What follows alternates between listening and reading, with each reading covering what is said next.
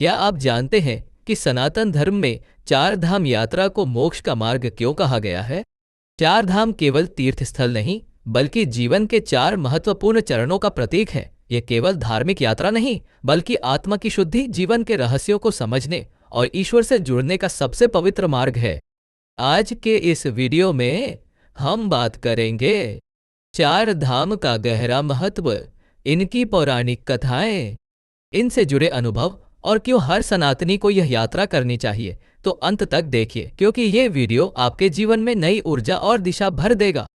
चार धाम का शाब्दिक अर्थ है चार पवित्र स्थान। आदि शंकराचार्य, जिन्होंने सनातन धर्म को फिर से संगठित किया, उन्होंने चार दिशाओं में चार तीर्थ स्थलों की स्थापना की। बद्री धाम उत्तराखंड, उत्तर दिशा में स्थित भगवान विष्णु का निवास।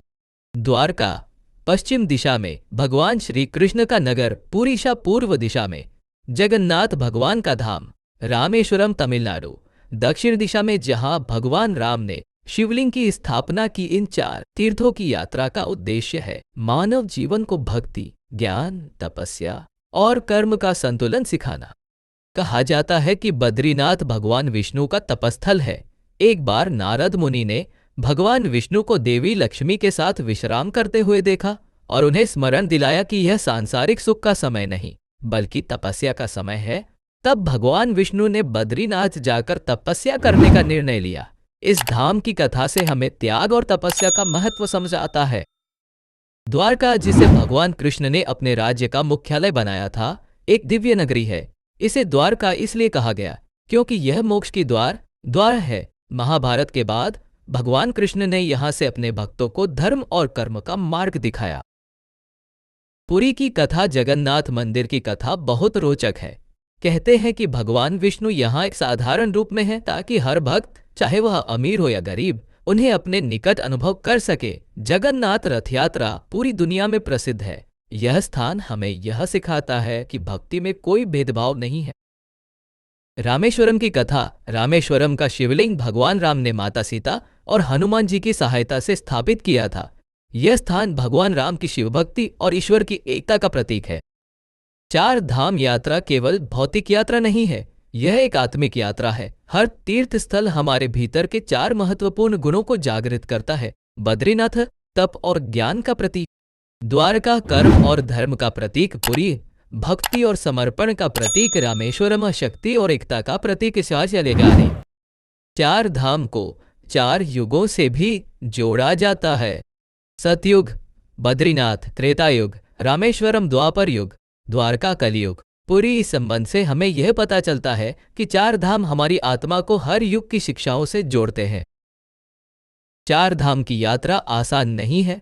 कठिन पर्वतीय मार्ग, प्राकृतिक चुनौतियां और लंबा सफर हमारे धैर्य और दृढ़ता की परीक्षा लेते हैं। लेकिन ये कठिनाइयां हमें सिखाती हैं धैर्य और संकल्प। जीवन में हर कठिनाई को पार करना, त्याग और सरलता, सांसारिक सुखों से ऊपर उठकर आत्मिक सुख को महत्व देना, श्रद्धा और समर्पण, ईश्वर में पूर्ण विश्वास रखना। यात्रा के दौरान हर भक्त को यह अनुभव होता है कि जब आपका इरादा पक्का हो तो कोई भी बाधा आपको रोक नहीं सकती। क्या आप जानते हैं कि चार धाम यात्रा का वैज्ञानिक दृष्टिकोण भी है? प्राकृतिक चिकित्सा, इन तीर्थ स्थलों के वातावरण में शुद्ध हवा और पानी शरीर और मन को शांति देते हैं। यात्रा और स्वास्थ्य, लंबी पैदल यात्रा शारीरिक रूप से आपको मजबूत बनाती है। धार्मिक एकता, चार धाम यात्रा हमारे देश की सांस्कृतिक और धार्मिक एकता को भी दर्शाती है। आखिर हमें चार धाम यात्रा क्यों करनी चाहिए?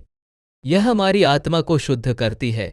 यह हमें हमारी संस्कृति और परंपरा से जोड़ती है। यह हमें ईश्वर के प्रति श्रद्धा और भक्ति का वास्तविक अर्थ सिखाती है। यह मोक्ष प्राप्ति का मार्ग है। चार धाम यात्रा केवल एक धार्मिक कर्तव्य नहीं है, यह जीवन को आध्यात्मिक ऊर्जा और शांति से भरने का माध्यम है। दोस्तों, चार धाम यात्रा केवल एक यात्रा नहीं, बल्कि एक अनुभव है जो आपके जीवन को नई दिशा दे सकता है। अगर आपको यह वीडियो पसंद आया हो तो इसे लाइक और शेयर करें और हमें कमेंट में बताएं, क्या आपने कभी चार धाम यात्रा की है या क्या आप इसे करने की योजना बना रहे हैं? जय